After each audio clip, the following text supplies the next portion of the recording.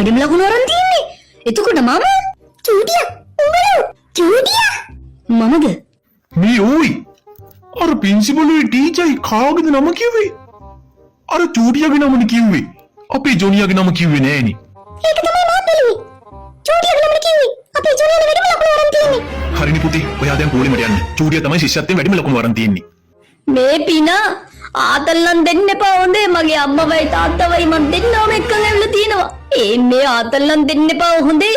මමයි ශිෂ්‍යත්වයෙන් වැඩිම ලකුණු අරන් දෙන්නේ. චූටියා නෙමෙයි. හොර කරන්න එපා. හොර කරේ නෑ පුතේ. ඔයාට වැරදීමක් වෙලා. අනිවාර්යෙන්ම චූටියාගේ ඔයාගේ විභාග අංක දෙක මාරු වෙලා තියෙනවා. ඒක හින්දා තමයි ඔයා බලලා තියෙන්නේ චූටියාගේ විභාග ප්‍රතිඵල. අනිවාර්යෙන්ම චූටියත් බලන්නේ නැත්තේ ඔයාගේ ප්‍රතිඵලවල් දෙක මාරු වෙලා. මොනවා? චූටියා මුකේ බන් දුකින් ඉන්නේ. ඔයි. මම දුකින් ඉන්නේ වෙන දෙයක් ගැන නෙමෙයි. ජොනියාගේ හිතාගෙන හිටපු දේවල් ඌන්ගේ අම්මෝ තාත්තවත් එක්කන් ආවා. ඒ දෙන්නටත් ලැජ්ජාව.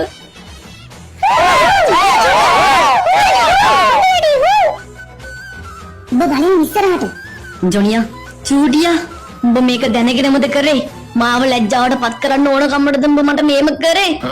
අපේ අම්මලා තාත්තලා ලැබුවම ඉස්සරහ මම ලැජ්ජ වුණා.